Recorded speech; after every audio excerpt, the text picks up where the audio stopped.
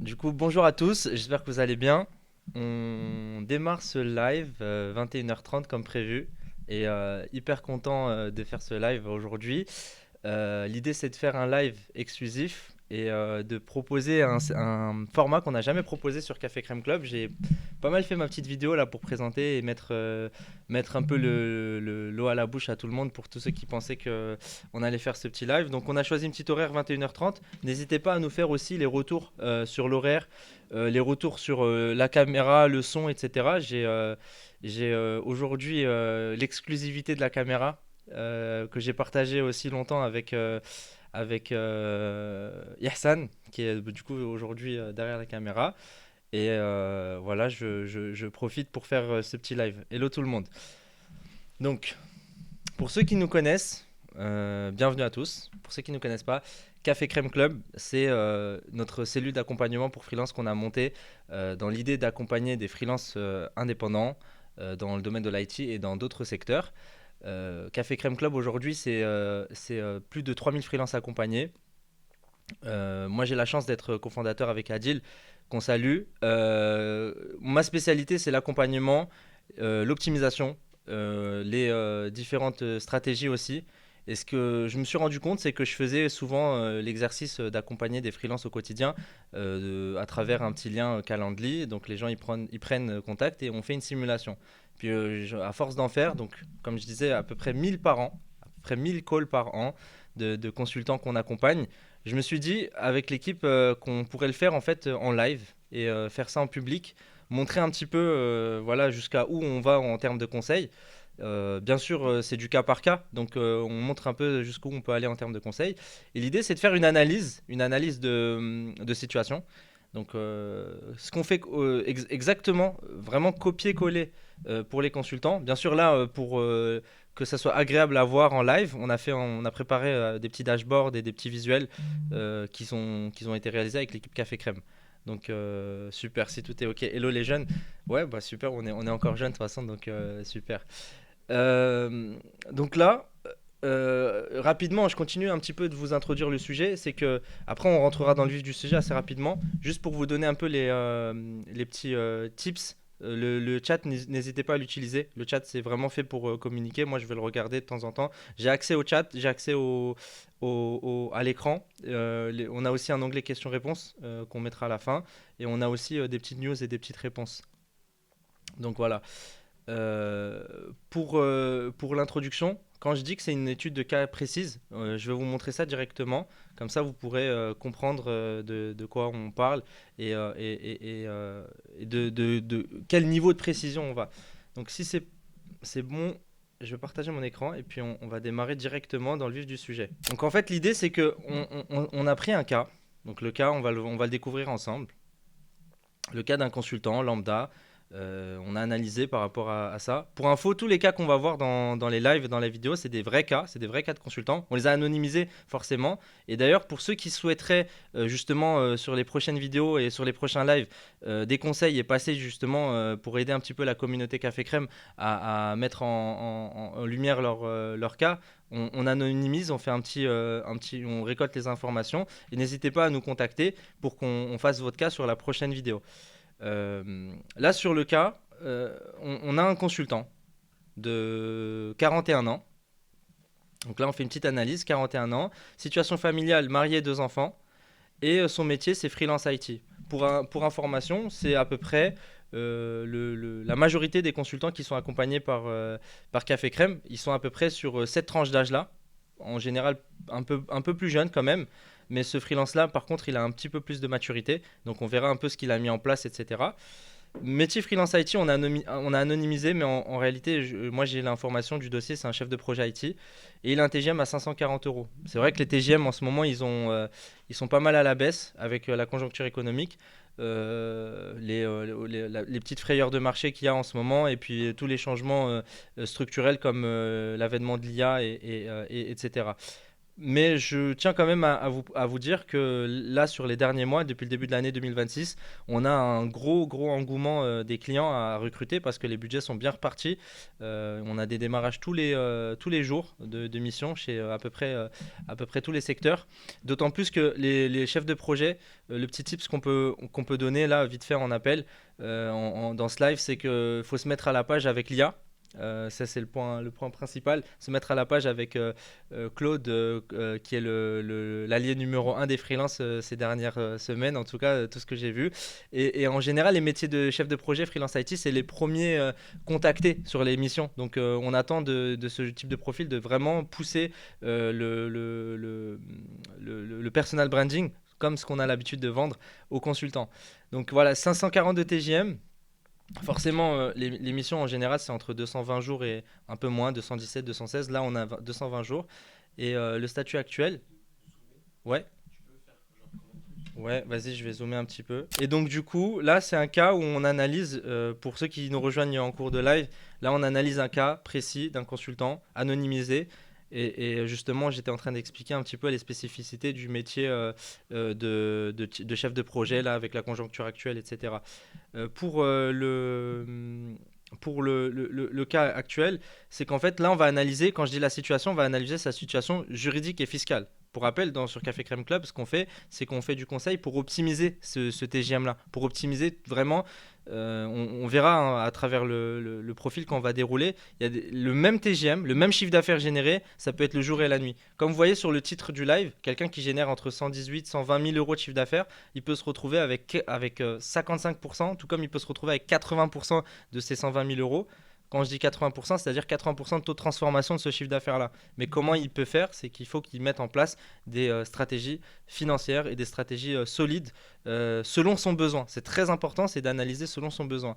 Par exemple, là, sa stratégie actuelle, c'est une question que je pose tout le temps en live, et ça, c'est le réflexe que je vous conseille d'avoir, c'est d'avoir justement une stratégie sur est-ce que là, aujourd'hui, il faut sortir de l'argent, comme on dit, donc de dégager de la rémunération depuis sa société. Là, ce consultant-là, il a une SASU à l'IS, donc ça veut dire quoi SASU? En deux mots, c'est une société par action simplifiée unipersonnelle. Donc c'est une société qui est au nom du consultant, c'est le dirigeant de la société. Mais le régime d'imposition qu'il a choisi, c'est le régime le plus traditionnel, donc l'impôt sur les sociétés.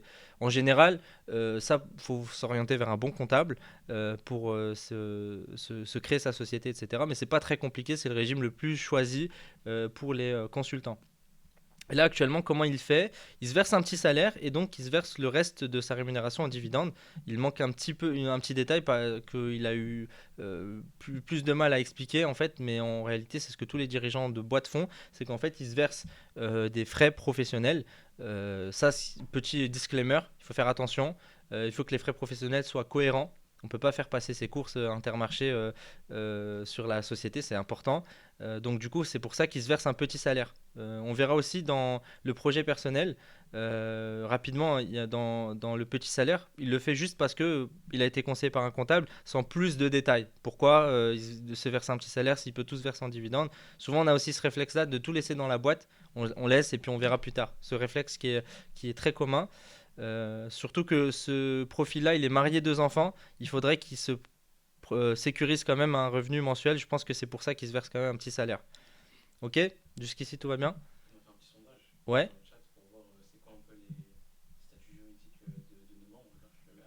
Ok, donc là en même temps on a un petit sondage justement de ceux qui participent. Donc voilà, bah, effectivement, comme on l'a vu, euh, il y a quand même 40% de personnes qui sont en SASU justement, donc c'est un statut qui revient le plus. Après, bon là ça change en live, hein, donc forcément. Mais c'est quand même un statut qui revient souvent. Effectivement, il y a des personnes qui du live vont regarder le live pour se renseigner sur le plus tard. Donc pour ça, il y a aussi des CDI, donc des personnes qui sont en CDI. Juste pour info, juste pour voir, je continue un petit peu, je reste un peu dans le sondage. Ceux qui sont en CDI, mais en portage salarial, faudrait plutôt mettre portage. Parce qu'il y en a souvent qui disent je suis salarié porté, mais en fait ça reste juste la notion linguistique, c'est qu'en fait quand on est salarié porté, on est consultant freelance indépendant, on a trouvé une mission et ensuite on se porte sa mission auprès d'une société de portage. Donc ceux qui peuvent corriger, comme ça on a les statistiques et c'est sympa.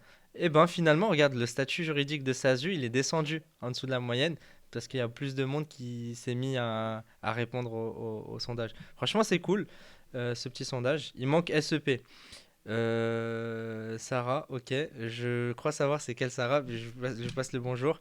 Et oui, il manque SEP. C'est fait exprès parce que tout simplement, on le met dans la catégorie portage entrepreneurial. On pourra le voir après justement dans la stratégie. Ok, très bien, je peux reprendre. Ok, c'est parti. Ouais, c'est bon, tu m'as remis l'écran. Donc du coup, je descends un petit peu sur le projet personnel. N'hésitez pas si vous avez des questions, si je peux rebondir. Donc le projet perso, en fait normalement ça se déroule et tout, je l'avais déjà ouvert. Alors, là c'est un profil qui a 41 ans. Donc profil qui a 41 ans, il a déjà établi l'achat de sa résidence principale. Donc ça c'est plus le petit tips pour les conseils pour les consultants freelance. Et ce qu'il faut savoir c'est qu'un freelance, il a plus de mal à épargner, pourtant il génère plus de cash. Ouais, je pense qu'on pourra vous donner un petit peu des statistiques comme ça, mais en fait un freelance il a plus de mal à épargner parce que ses rémunérations elles sont beaucoup plus volatiles une personne en CDI. Et parfois on gagne limite moins, le pouvoir d'achat il est moins important en freelance parce qu'on gère mal ses finances.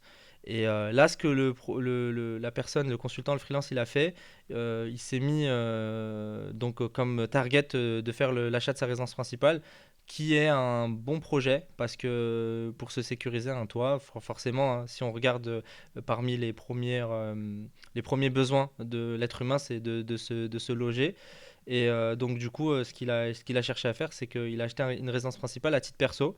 Et donc, une fois que cet achat il a été validé, il s'est orienté vers la SASU, donc la société par action simplifiée, parce que c'était un choix idéal pour lui pour continuer son activité de freelancing. En réalité, son objectif, il colle pas avec son statut choisi, parce que maximiser son cash à titre perso, c'est pas la meilleure façon de voir, c'est pas le meilleur statut. Pourquoi? Parce que je ne sais pas si vous avez déjà entendu parler de toutes les cotisations sociales, toutes les charges. Donc ceux qui n'ont pas de SASU, ils le savent pas. Mais ceux qui en ont une et qui ont répondu positivement dans le chat, ils le savent aussi. En fait, pour la SASU, c'est pas du tout un statut juridique qui est voué à se payer. En fait, c'est un statut juridique plutôt développement de la boîte. Donc souvent c'est utilisé pour les consultants qui veulent développer une activité de placement de consultant, d'apport d'affaires, ou alors il y a ce fameux clash SASU à l'IR, ce qui veut dire impôt sur le revenu, ou SASU à l'IS. On a fait un dernier live sur la SASU à l'IR. En fait, à l'IR, ça veut dire quoi? En fait, c'est un régime simplifié d'imposition à l'impôt sur le revenu qui est possible pendant 5 ans. Parce que voilà, comme c'est unipersonnel, en fait, au final, le régime il est beaucoup plus intéressant à l'impôt sur le revenu. En fait, pourquoi ça existe? Il faut se poser la question de pourquoi ça existe avant de l'exploiter. En fait, l'État se dit, voilà, on lance une activité. Au départ, on va pas mettre des bâtons dans les roues aux entrepreneurs. Les premières années, donc les 5 premières années de développement d'une boîte, bah, en général, c'est le revenu perso d'une personne. Donc, du coup, on lui met juste le barème d'impôt sur le revenu. Souvent, après, quand on développe une boîte, on rentre dans une réflexion un peu plus profonde sur le fait de séparer les revenus perso du revenu professionnel. Et donc, c'est pour ça aussi que le régime impôt sur les sociétés, il est censé être le régime de base de ce format juridique-là. Maintenant, avec le temps, avec les consultants indépendants qui sont parfois entre guillemets des CDI déguisés dans le sens où en fait l'activité en tant que telle c'est de l'activité de consultant freelance et ben on a utilisé donc dans l'usage les consultants ont utilisé de plus en plus les SASU à l'IR mais ça a beaucoup fait débat sur l'histoire des cotisations sociales. Pour rappel, les cotisations sociales, elles sont dues dans tous les cas à l'État parce qu'on se paye des rémunérations de travail. Et donc, quand on a des rémunérations, il faut payer les cotisations sociales, ce qu'on appelle les CSG, la CRDS. Donc, il y a deux taux. Il y a le taux à 9,2% et le taux à 9,6% pardon, et le taux à 17,2%.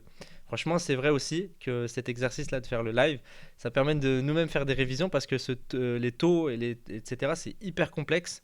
Moi, ce que j'essaye de faire, c'est de vulgariser. On va essayer d'aller au plus simple pour vous, hein. Si vous n'arrivez pas à suivre, on va pas faire comme à l'école. Donc, je vais essayer de faire vraiment le plus vulgarisé possible.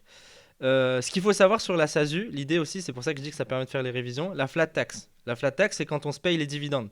Et les dividendes, c'est quand on fait on se verse les bénéfices de la société, on peut bénéficier des dividendes. Donc on dégage un revenu de la SASU, c'est très important. En fait, une SASU, c'est une personne morale, donc c'est une société qui n'est pas la vôtre.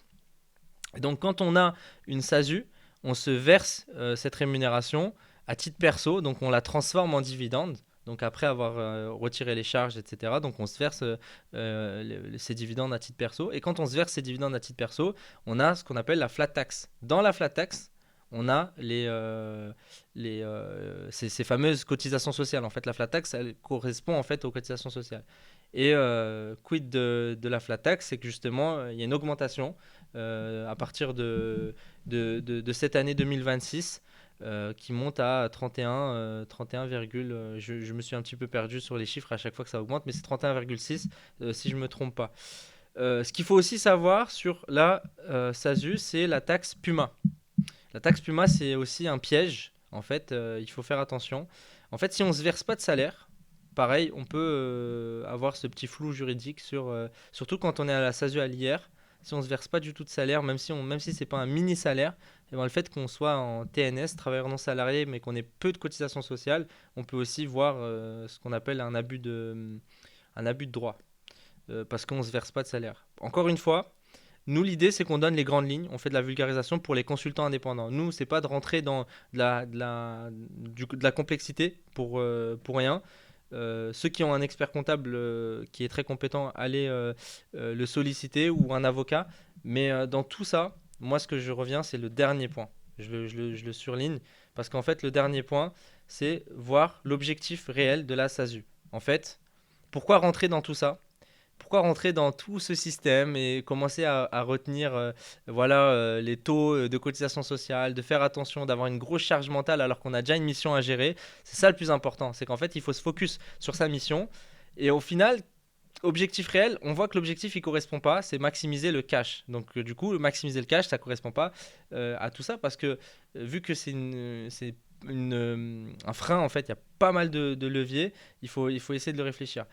Juste ce qu'il faut savoir, c'est que pour quelqu'un qui a un autre objectif, la SASU, elle est totalement le bon choix. Quelqu'un qui a un objectif de se mettre une SCI, par exemple, donc de capitaliser avec de l'immobilier, c'est exactement le statut que j'aurais conseillé. C'est pour ça qu'il y a une nuance quand même à avoir, c'est que selon votre profil, il ne faut pas prendre ce live-là comme votre cas à vous. Là, moi, je fais l'analyse du cas du profil et en détail, même si on peut poser les questions dans le chat. Ok.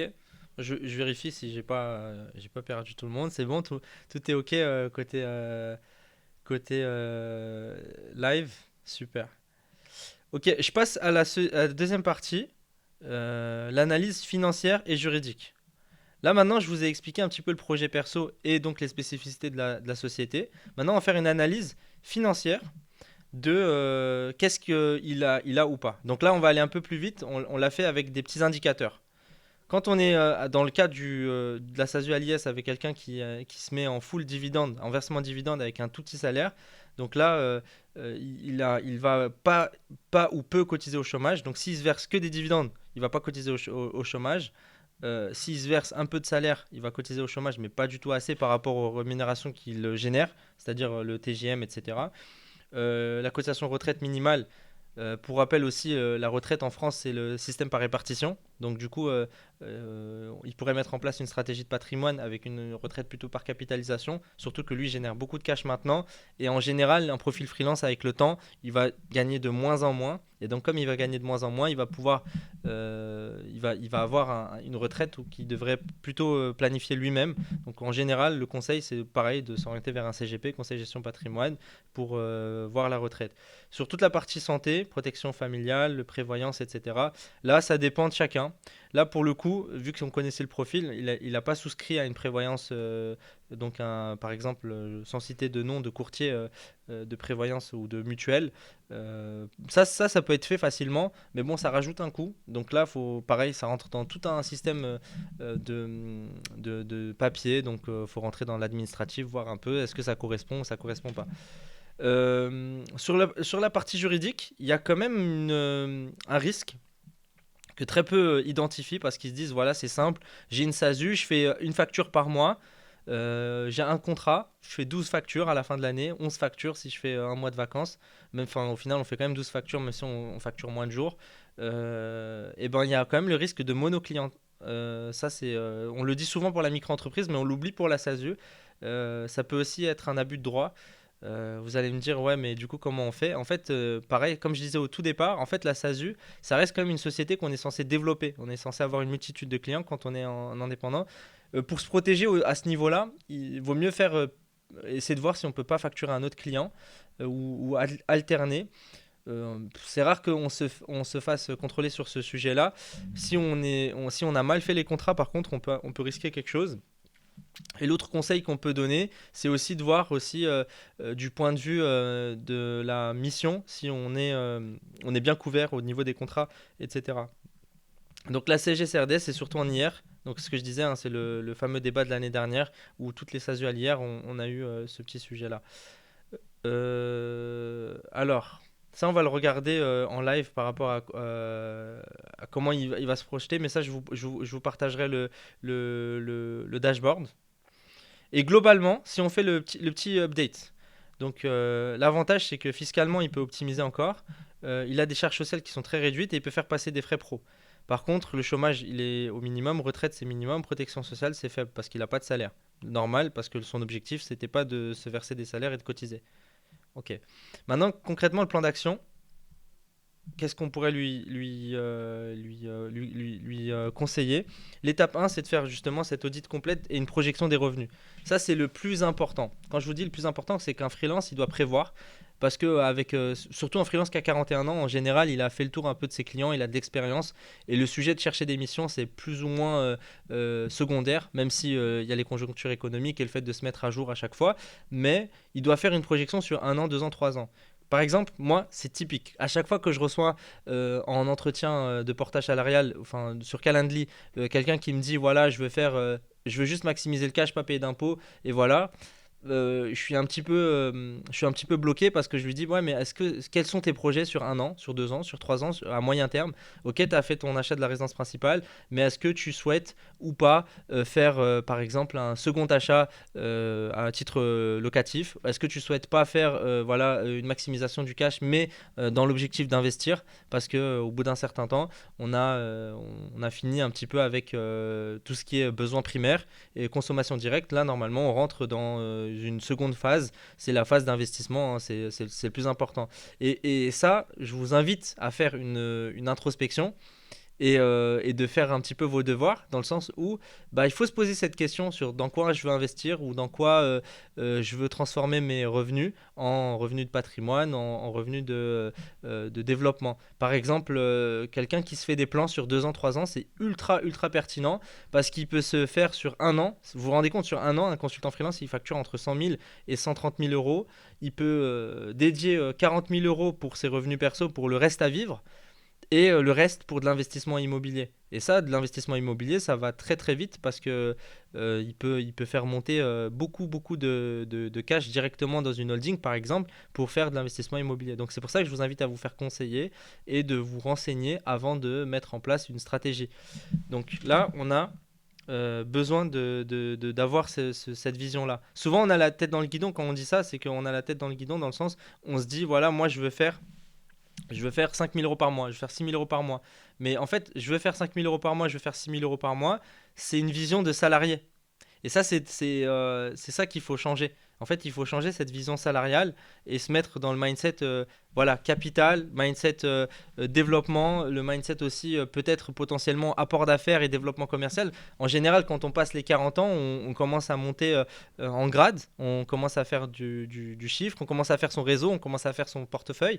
Donc là, il faut aussi aller chercher d'autres business avoir une boîte, c'est aussi le premier pas pour faire de l'entrepreneuriat. Donc pourquoi pas aussi se lancer dans d'autres projets. Donc avec une holding par exemple, avec une société d'exploitation, on peut redistribuer du chiffre d'affaires.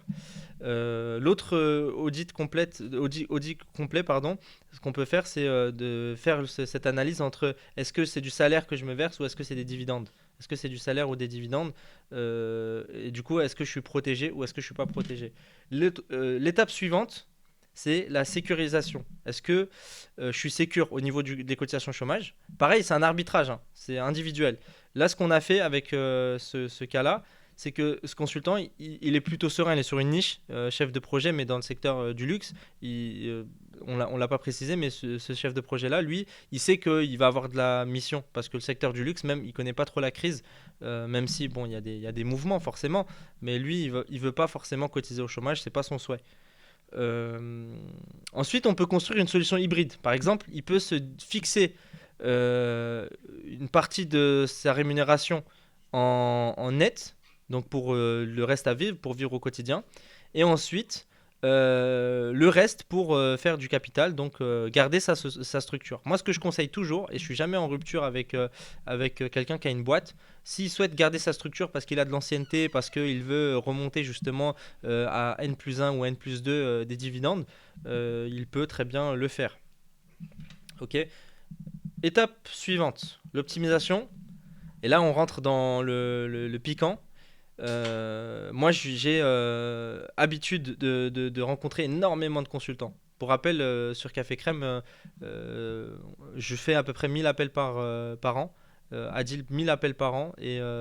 Et après, on a aussi notre équipe de conseillers. On a différents conseillers. Par exemple, Milan qui va être plus sur la gestion de patrimoine. On a par exemple Mohamed Amin qui a fait notre vidéo sur Instagram. D'ailleurs, je vous invite à suivre le Instagram de Café Crème Club. Je vous invite à suivre aussi les différents liens LinkedIn et YouTube de Café Crème Club. Cette vidéo, vous pourrez sûrement la trouver sur YouTube avec le petit montage. Donc je vous invite à nous suivre sur tous les réseaux. On a monté une team vraiment solide. Pourquoi? Parce que ce sujet de l'optimisation, il fait peur à certains.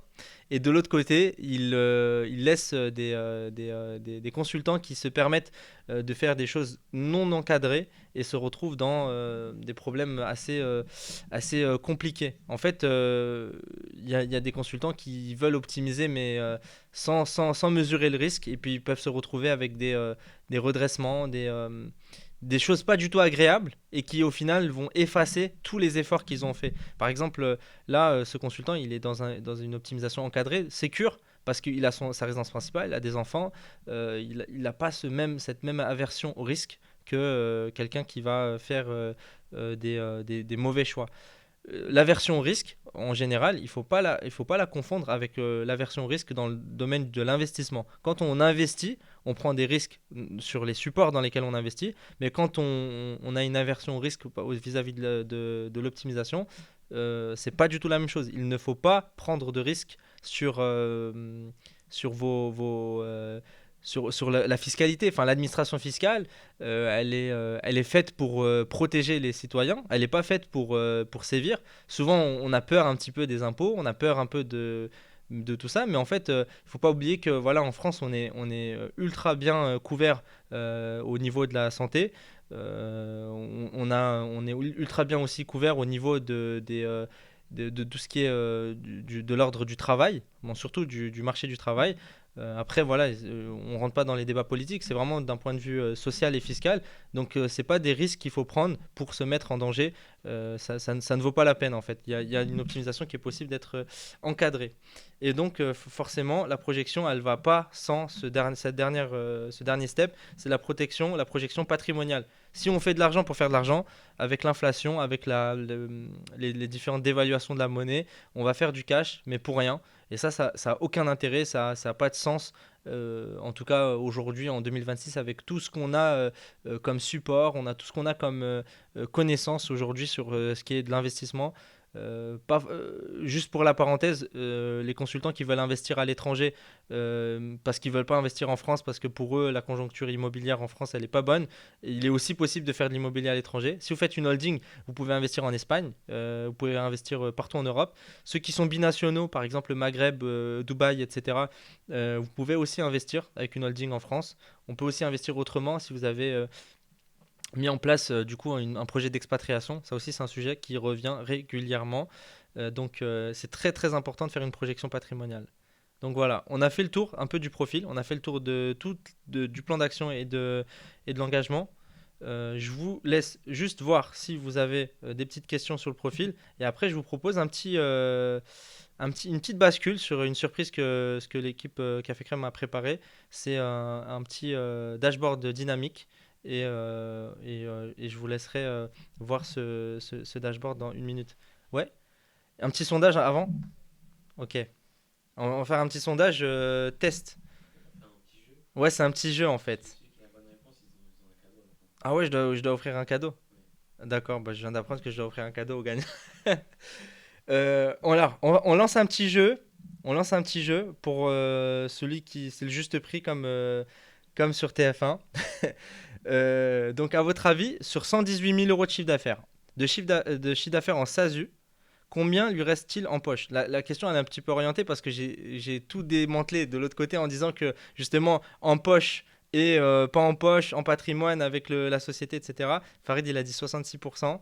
Il parle en pourcentage. Du coup, en cas, en annuel, dans sa poche, ça vote. Il y a du monde dans le live. Je vois que ça bouge bien. On a de l'engagement. Je sais qu'aussi il y en a certains qui profitent de la petite soirée pour se poser, pour boire un petit jus d'avocat. Moi, je bois ma petite eau. Ok, ok, ok. Pas mal. En fait, vous voyez, au final, entre 55 et 65K, pas plus. Net après impôt, ouais, la question c'est net après impôt. Combien il lui reste dans la poche?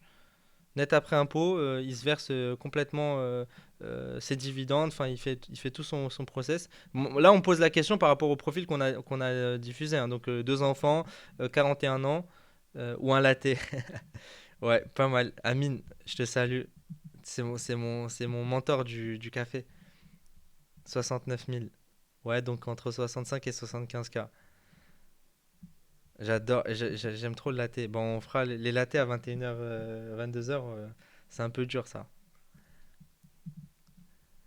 Ok, ok, ok. Bah franchement, en fait, vous avez presque tous raison. Pourquoi? Parce qu'en fait, tout dépend de s'il se verse des dividendes ou pas. Concrètement, le cas du consultant, il était aux alentours des 69-70 000 euros parce qu'il se versait, pas il se versait des dividendes. De l'autre côté, il se versait un peu de salaire. Et surtout, d'un point de vue fiscal, lui, il a deux enfants. Donc, du coup, il était un petit peu plus safe. Ok, je vous propose qu'on passe au dashboard. C'est bon? Je suis en Ok, vas-y, ça marche. Attends, bah, laisse-moi faire ça avant pour que ça marche bien. Ok, donc je partage le petit dashboard, le dashboard dynamique. Je vais voir, voilà, l'écran il s'affiche avec un petit décalage. Moi je suis un petit peu en avance. Donc voilà, c'est parti. Donc le dashboard, en fait, c'est une petite surprise. Quand je dis surprise, ça veut dire que il y aura le moyen aussi de jouer avec ce petit dashboard. Faites-nous vos retours. Attends, il y a quelqu'un qui a gagné un cadeau du coup pour de vrai, hein, qui a répondu 69 000. Donc vas-y, on te contacte pour le cadeau, on verra. Mais du coup, le dashboard, c'est une petite surprise, on verra pour le mettre à disposition. L'idée, c'est de vous nous faites aussi vos retours sur le visuel, ce que vous aimeriez qu'on compare. Là aussi, on est sur le premier live, donc forcément, il y a des choses qu'on peut améliorer. Mais en fait, là, on va jouer un petit peu sur les indicateurs.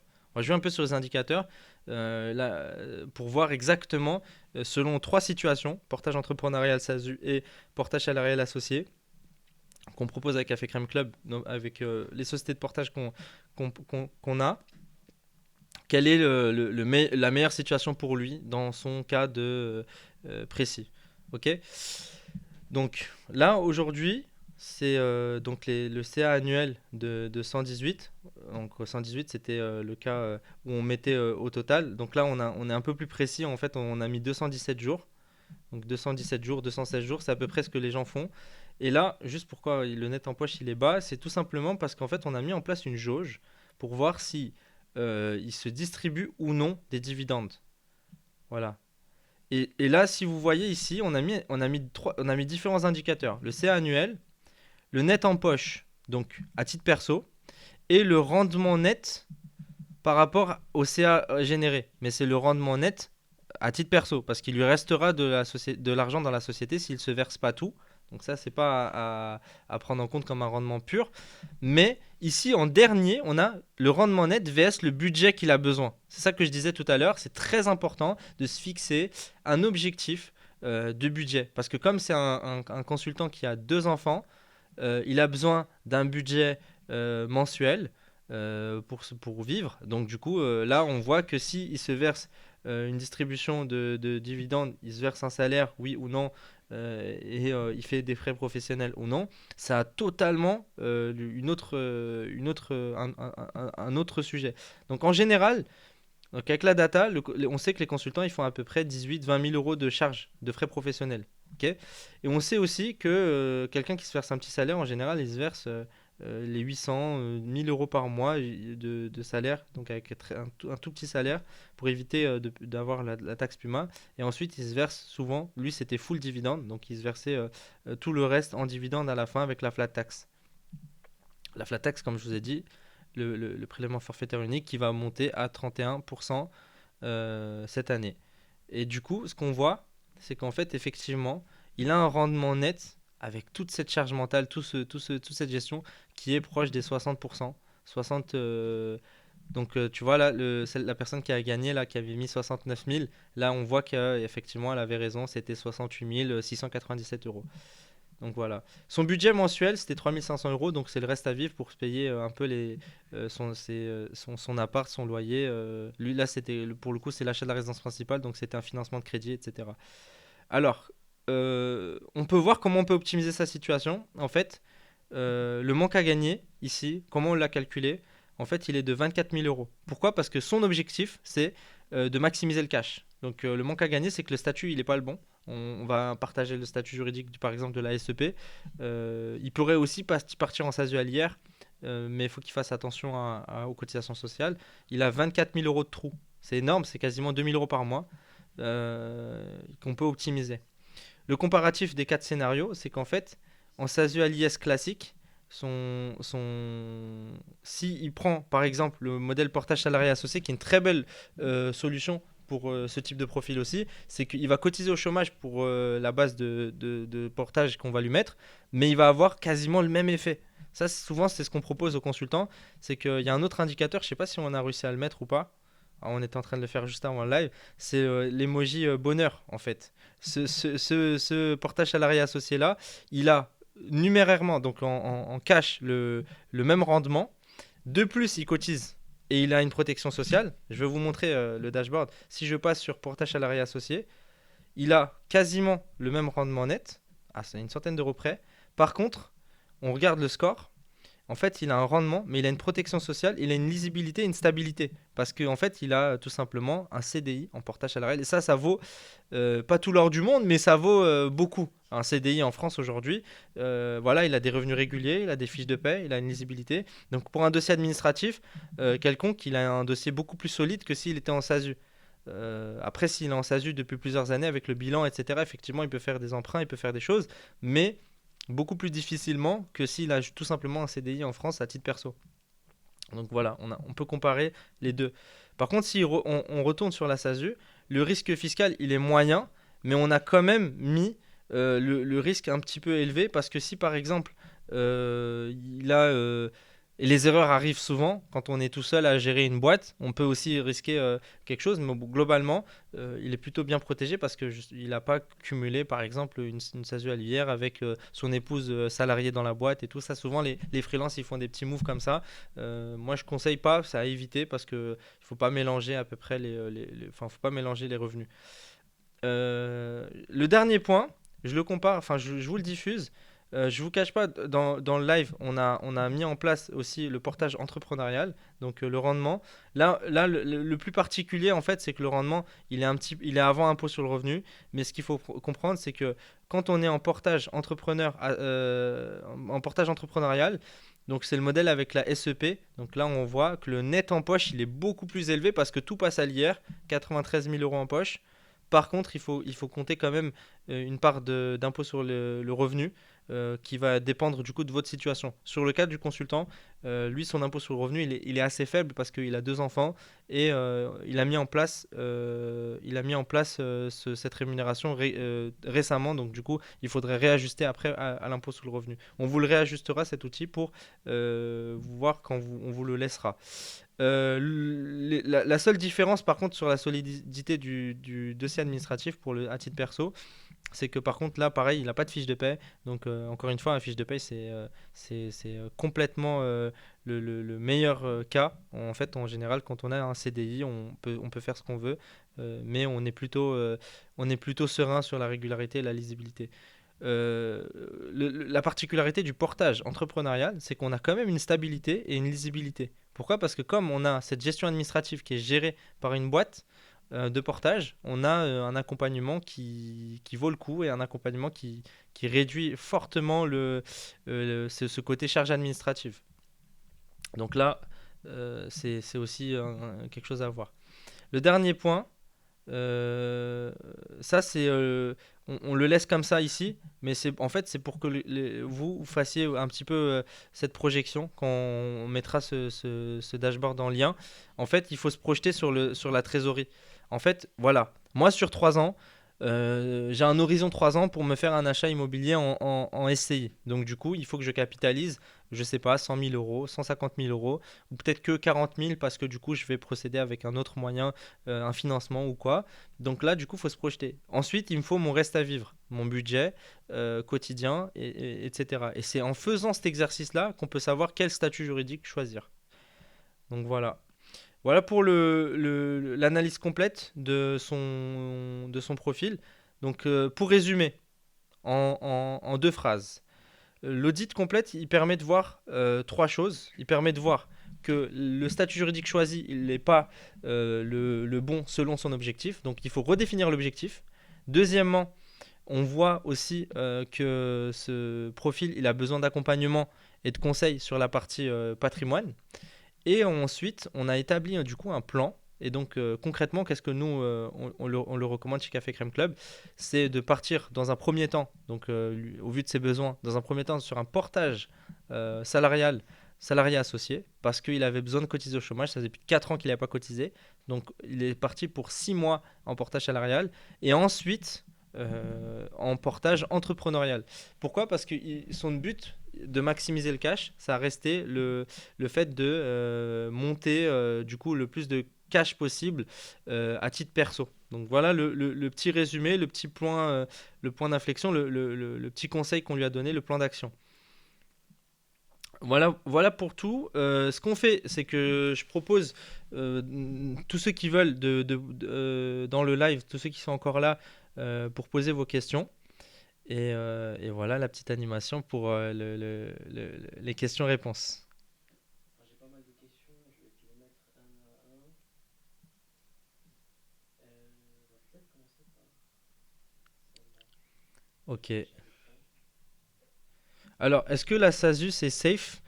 En fait, d'un point de vue fiscal et juridique, effectivement, c'est safe. Maintenant, on va quand même remettre le contexte de ce que j'ai présenté. En fait, la SASU, c'est safe, sauf si on le fait des mauvais moves. Par exemple, on fait une SASU à l'IR. On choisit le mauvais régime de cotisation sociale. Donc, du coup, on est sur un flou juridique. On fait une SASU à l'IR plus le chômage. Ça, souvent, c'est ce qui arrive. SASU à l'IR plus le chômage. Et ensuite, ça, je vous le donne tout de suite, hein, pour ceux qui font ce modèle-là, il faut faire attention. C'est ceux qui sont sur les zones de quartier prioritaire de la ville, les quartiers prioritaires, les QVP, ce qu'on appelle les ZFU, les ZRR, etc. Donc si on cumule en fait les indicateurs, les voyants en rouge, et qu'en plus on ne crée pas de substance économique, là effectivement c'est pas safe. Par contre la SASU en tant que telle, bien sûr que c'est safe, c'est un modèle juridique classique, donc il faut nuancer un petit peu. Ce modèle est-il adapté en cas de double mission? La double mission, c'est un vrai sujet. En fait, un consultant qui a deux missions, je lui conseillerais plutôt de faire un audit personnalisé pour qu'en fait il fasse un plan dédié. En fait, le double flux de revenus, en fait, c'est ultra intéressant. Ce que je disais tout à l'heure, c'est que le risque qu'on peut avoir une SASU, c'est d'avoir le côté monoclient. Alors que là, le consultant, ce qu'il peut faire, c'est qu'il peut garder une structure juridique pour un client et avoir un flux de revenus et faire un deuxième choix de statut. Donc, par exemple, portage salarial pour optimiser au niveau de la partie fiscale et sociale, donc avoir des fiches de paie, ou alors du portage entrepreneurial pour avoir des rémunérations à titre perso. Et en fait, le flux de revenus de une des deux missions, il serait plutôt sur l'investissement. En fait, ce serait des revenus plutôt dédiés à l'investissement, etc. Donc, effectivement, ce modèle de faire de l'hybride, c'est plutôt le conseil qu'on donne aux consultants en double mission.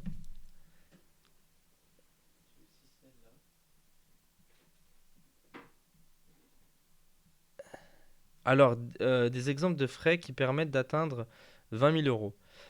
C'est une très bonne question. En fait, souvent, quand on est en société, on se dit, je comprends pas. Moi, je suis consultant, je suis freelance, je suis informaticien, je suis en télétravail. J'ai pas, enfin, quels frais je peux faire passer? Et c'est là où on est complètement perdu. Ce qu'il faut savoir, c'est qu'il faut que les frais soient cohérents par rapport à l'activité. Il faut que les frais ils correspondent à minima quelque chose de légal en fait d'un point de vue activité fiscale et juridique. Donc du coup, ce qu'il faut faire, c'est qu'il faut voir, tout simplement, il faut se poser la question, est-ce que je fais des achats ou des abonnements qui correspondent à mon activité.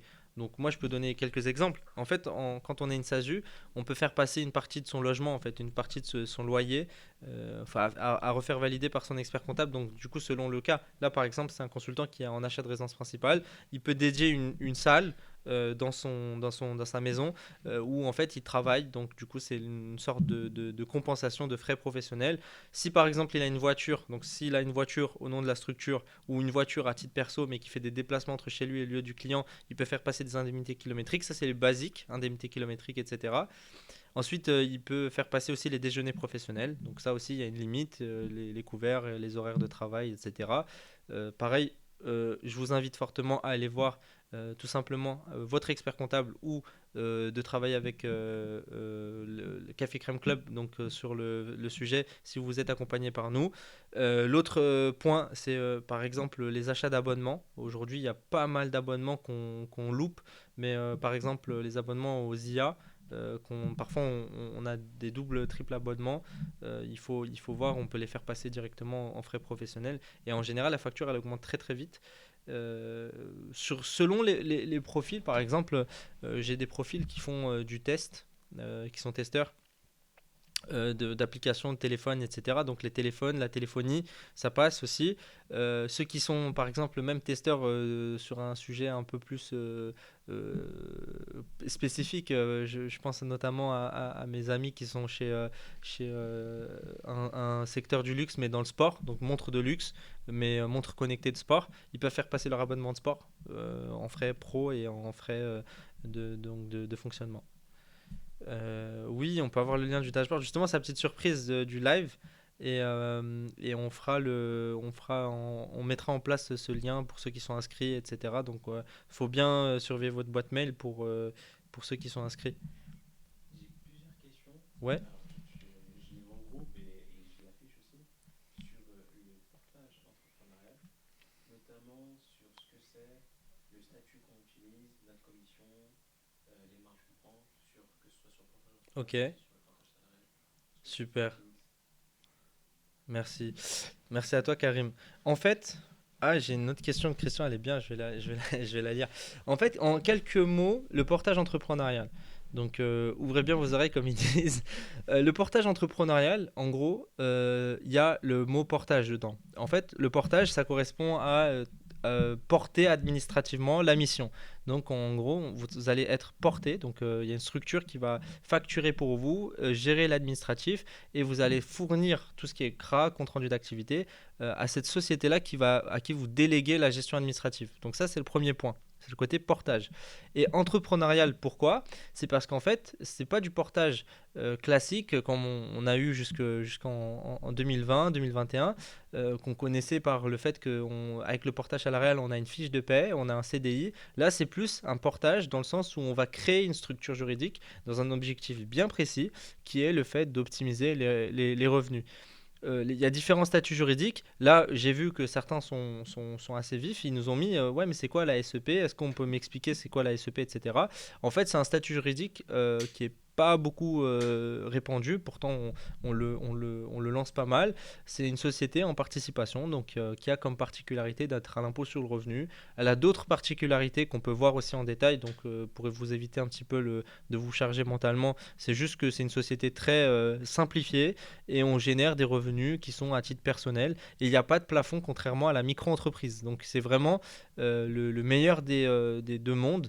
Le fait d'avoir un régime simplifié, le fait d'avoir pas de plafond parce que la micro-entreprise elle a un plafond et donc on ne peut pas rester indéfiniment sur le modèle micro-entrepreneur, et c'est aussi le fait d'avoir quelque chose qui dissocie pas tant que ça la personne morale de la personne physique, c'est-à-dire que le chiffre d'affaires que vous générez ça reste quelque chose qu'on va calculer à l'impôt sur le revenu.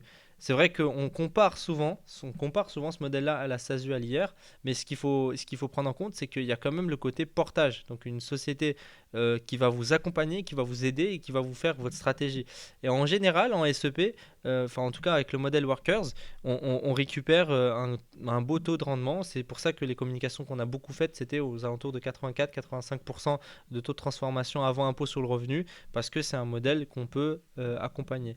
Et la petite cerise sur le gâteau, c'est qu'en fait, on peut faire passer des charges aussi, comme ce qu'on a donc les SASU, etc.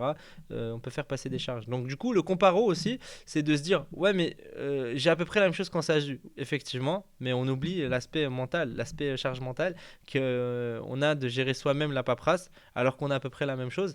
Et la SASU à l'IR et la SASU à l'IR qui dure que 4 ans, 5 ans, pardon, et là, on n'a pas de limite de temps et pas de limite de plafond. Voilà, pour la réponse, j'espère avoir été clair. Et de toute façon, ceux qui ont vraiment envie de faire une évaluation spécifique et vraiment personnalisée en se projetant sur la SEP, ceux qui ont envie, bah, il faut faire comme quelqu'un dans le chat qui a dit qu'un ami et moi, on a pris rendez-vous pour la partie CEP. Donc vous pouvez prendre directement rendez-vous en fait à titre perso pour faire la simulation directement pour vous en fait. On peut prendre 30 minutes et faire une simulation pour vous directement. Je te mets d'autres questions. Ok, pour d'autres questions. On va essayer de conclure assez rapidement. On va bientôt l'aborder en fin de jour. Mais j'ai une autre question sur la SEP, je pense qu'il peut être bien. Simulation, c'est gratuit. Après, si tu veux payer pour si tu veux payer, si tu veux payer, ouais, on peut payer, mais c'est gratuit. C'est un tips. Tu me donnes un petit pourboire si tu veux. Mais non, en fait, c'est pas gratuit. Nous, on dit que c'est offert. Parce que c'est de l'expertise qu'on vend, donc c'est offert. Donc ça vaut de l'argent dans le sens où on vend de l'expertise, mais gratuitement. C'est un concept Café Crème Club.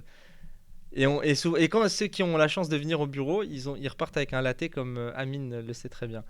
Avec la SEP, en plus de l'IR, est-ce qu'il y a la CSG, la CRDS à régler? En fait, avec la SEP, en fait, c'est un régime uniquement impôt sur le revenu. Les cotisations sociales, c'est une vraie question. En fait, souvent, en fait, il faut toujours se poser cette question-là. C'est deux indicateurs. Fiscal, social, fiscal, social. Et en fait, la partie sociale, elle est sur la partie, sur le choix du statut que vous avez en principal. En fait, pour vous donner un petit peu plus de détails sur le modèle qui est utilisé pour la SEP, il faut une autre couverture sociale. Il faut une couverture sociale. Donc, par exemple, on peut mettre en place soit du salariat plus la SEP. Donc, ça, c'est un petit teaser pour ce qui peut arriver plus tard. Mais en réalité, en général, on fait la micro-entreprise plus la SEP. Et la micro-entreprise, elle cotise à l'URSSAF. Donc, vous avez le régime social indépendant. Donc, sur la SEP, il n'y a pas la CSG et la CRDS. Il n'y a pas de cotisation sociale parce que vous l'avez sur la partie micro-entrepreneur. Bah écoute, ça m'a l'air bon. J'ai peut-être. Ça c'est ok. J'ai quand même une question qui est revenue sur la SASU par rapport au risque. Est-ce que tu peux refaire le brief dessus? Quel est le risque pour le SASU en zone QVP, quartier prioritaire de la ville ou ZFU?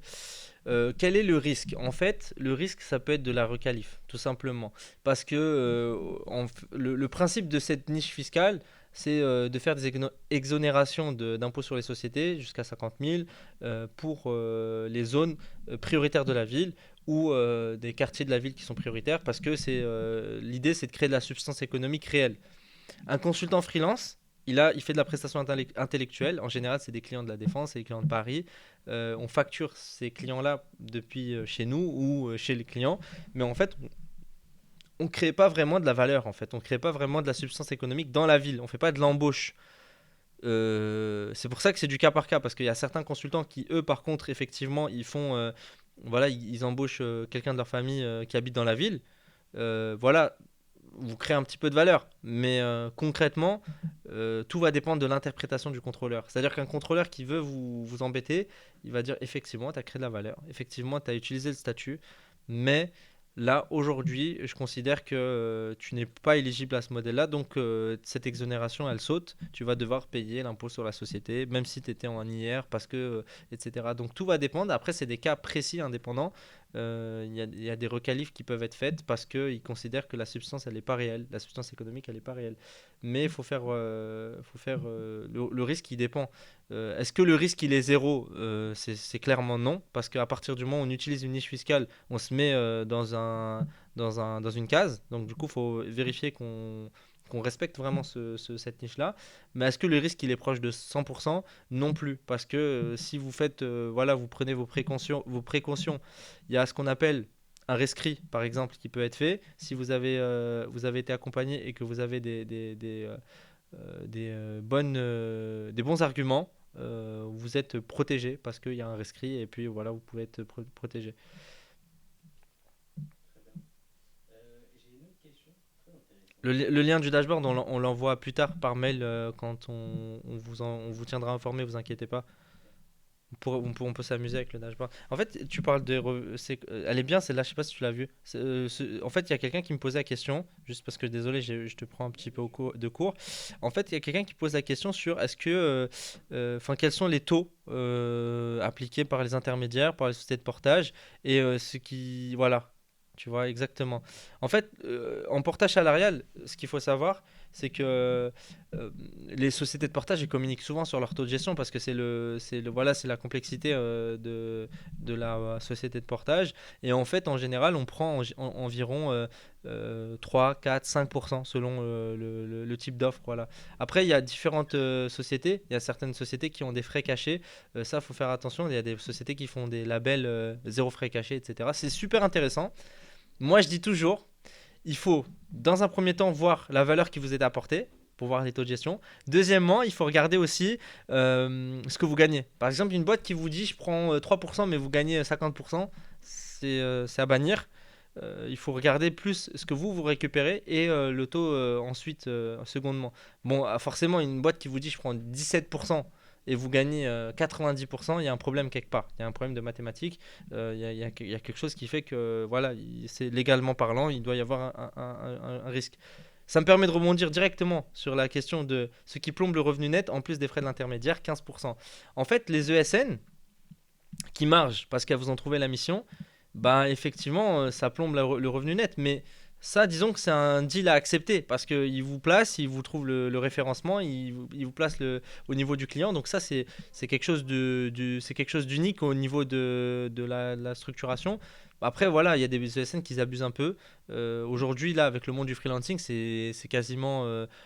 C'est plus le monde de l'époque. Les ESN prenaient 30-40%, on ne le savait même pas combien on était facturé. Là, on est de plus en plus avec des plateformes intermédiaires nouvelle génération, des plateformes à 3% de portage administratif, sans les citer bien sûr, qui ont des super beaux référencements dans le secteur du luxe, etc., qui prennent très très peu, même des plateformes qui prennent 10% au début et au bout de 6 mois qui descendent à 5%. Donc, faut pas le voir comme un ennemi. Le SN, ça reste un allié parce que voilà, on trouve des missions rapidement avec un bon réseau. Et vous pouvez aussi suivre la communauté Café Crème pour avoir un beau réseau et des bons amis. Les liens. Et justement, ça va vraiment rebondir sur une question que je trouve vachement sympa. Ouais, Une personne qui disait que elle est chez un communauté depuis plus d'1 an et ouais. qu'elle ne reçoit pas de mission. Ah, je l'affiche. Ah, j'aime bien, j'aime, Dans toutes les questions. j'aime bien. On prend toutes les questions. L'arbi. Attends, tu peux la remettre en grand, ça a disparu. Je suis inscrit sur Café Crème depuis plus d'1 an. je reçois pas beaucoup de missions, voire très peu, et je suis dans le domaine de la cybersécurité GRC. Déjà, Larbi, je te salue parce que la cybersécurité, c'est l'avenir, et pourtant, on trouve pas de mission. Alors, est-ce que c'est plusieurs choses en même temps? On va voir, et en même temps, je te fais un petit brief aussi. On a fait un podcast qui n'est pas encore sorti, et du coup, je te l'annonce en exclusivité, sur le domaine de la cybersécurité. La cybersécurité, ça reste et ça devient le secteur qui est phare au niveau de l'IT, donc en termes de recrutement, parce qu'il y a énormément de monde voilà, qui se forme en cyber, mais il y a une sorte de dissonance. Donc en gros, les clients, ils ne sont pas encore à jour au niveau de la cyber. La communauté Café Crème Club, l'idée, c'est une communauté d'entraide, et nous, on a mis en place pas mal de choses cette année. C'est vrai qu'on n'était pas la communauté la plus réactive au niveau des missions parce qu'on était plus focus sur la partie optimisation, etc. Mais cette année, on a beaucoup, beaucoup, beaucoup bossé pour mettre en place justement des partenariats et en mettre en place un secteur de off-market. Souvent, les missions cybersécurité, c'est une niche. Il faut beaucoup regarder le off-market, et donc les petits groupes comme ça, ils sont importants. Deuxième exclu que je t'annonce, en fait, c'est une question où on annonce deux exclus, mais on te contactera. Donc, on t'offre, si tu veux, le service d'accompagnement pour la refonte de ton LinkedIn, etc., pour voir un peu ton profil. Ça, c'est intéressant que tu puisses le voir. Si tu peux nous contacter, on te met en place le contact ou le lien. On t'offre le service à toi et spécifiquement pour le booster ton profil. Et voilà, bah, le lien il est en description. Franchement, un live sans bug, c'est une première, je pense. J'espère que ça continue comme ça. Et ça a jamais bugué au niveau de la latence et tout. Et deuxième point, enfin dernier point, pardon, on prépare avec Café Crème Club le fameux job board, donc qu'on appelle My Hub. En fait, on a préparé énormément de choses. L'idée, c'est d'avoir un job board de mission off-market, mais c'est un job board qui est différent, qui est en rupture un petit peu avec les job boards classiques où on se connecte, on met son profil et puis on attend. Là, c'est plus un job board un peu dynamique où on peut montrer les choses. Donc ça, faut pas hésiter à rester connecté à la communauté Café Crème Club. Café Crème Club, la promesse de la communauté, c'est pas de garantir des missions, c'est de garantir l'entraide et de l'expertise technique au niveau de l'accompagnement global. Mais le sujet de la cyber, on fera, comme j'ai dit, bah, là, le podcast qui va sortir. On a mis en place aussi, on a un gros réseau de clients et de partenaires. On t'en parlera du coup si on fait le point optimisation de ton profil. Ouais. Ah, j'ai beaucoup de questions, mais là on doit couper. Si tu en prends une dernière Une pour dernière, dans l'onglet Q&A, essaie d'en prendre. J'ai essayé de dépasser celles qui, celles qui ont rien à voir. enfin, celles qu'on a déjà traitées. Ah, celles qu'on a déjà traitées. Il m'en Après, reste ceux qui ont des questions qui n'ont rien à voir, pas grave, hein. Ah, j'en ai pas mal des questions, ouais, c'est vrai. essaie Euh, d'en prendre une dernière, celle qui te fait la plus. Alors, attends, Oui, euh, je vais en prendre deux parce qu'il y en a une que j'aime bien. Est-ce qu'on est adhérent au PEPS? Nous, en fait, ce qu'il faut savoir, c'est qu'être adhérent au PEPS, en fait, c'est un syndicat. Le portage salarial, il y a différentes organisations. Le syndicat du PEPS, nous, on n'est pas adhérent. Mais si tu veux être recommandé, enfin, si tu veux aller sur une société qui a le PEPS, on peut te conseiller. Tu peux nous contacter. C'est nos amis, les PEPS. Le PEPS, parce que c'est un petit monde, le monde du portage salarial. On peut te conseiller une structure classique. Euh, un de mes amis en portage, en fait, je vais répondre à deux en même temps, comme ça c'est réglé. Attends, est-ce qu'on prend les profils en finance? Je le fais d'un coup. En fait, nous, on conseille tous les indépendants. D'ailleurs, ces derniers temps, j'ai que des profils finance d'ailleurs. Des profils, je sais pas pourquoi, mais j'ai beaucoup de profils finance. Donc, ceux qui sont dans la structuration, ceux qui sont dans le réglementaire, ceux qui sont chez des clients dans les grandes banques. Ça nous arrive souvent, des profils freelance en finance. Et effectivement, nous, on a tout type de profils. IT, finance, oil and gas, énergie, industrie. À partir du moment où on génère du TGM, on a envie d'optimiser et qu'on aime ce mood-là de l'entraide et du développement et de se tirer vers le haut, bah, tout le monde est bienvenu. Et juste cette question est trop, trop, trop, trop intéressante. Un de mes amis, on est en portage avec une société US ou UK. Est-ce que vous pouvez me dire si c'est toujours fiable sur le long terme? Nous, on fait beaucoup de communication sur le sujet. Moi, j'ai parlé du portage salarié associé. En fait, sur le long terme, ça dépend comment c'est fait et ça dépend par quels moyens c'est fait. Donc, si la société elle est fiable ou non. Par contre, US, jusqu'à un nouvel ordre, c'est pas très fiable dans point de vue sécurité juridique et tout. Par contre, ce qu'il faut savoir, c'est que sur le long terme, dans tous les cas, il faut se tourner vers des sociétés françaises. Il faut travailler sur des stratégies françaises. Ça, c'est sûr et certain. Maintenant, encore une fois, quand on est résident fiscal français, il faut déclarer ses revenus en France. Donc, du coup, c'est vraiment cette question-là. Quelle est la stratégie? Quel est le revenu fiscal? Donc, est-ce que c'est fiable sur le long terme? J'ai envie de te dire oui, mais ça dépend par qui c'est fait et pourquoi c'est fait et qu'est-ce que tu fais à la fin de l'argent que tu génères. Voilà pour ce soir. Non, ça y est, on fait l'outro de fin. Merci à tous d'avoir partagé vos questions. N'hésitez pas à nous faire des retours par mail, par WhatsApp, par Insta. On vous met les liens dans toute la description et on vous met le lien en bas pour réserver sa session stratégique avec un expert de Café Crème Club. J'espère vous retrouver sur ce format-là. Si vous l'avez aimé, bah, faites-nous le savoir. Et je remercie toute l'équipe de la qualité de la vidéo et du son. Et je vous dis à bientôt et bonne soirée.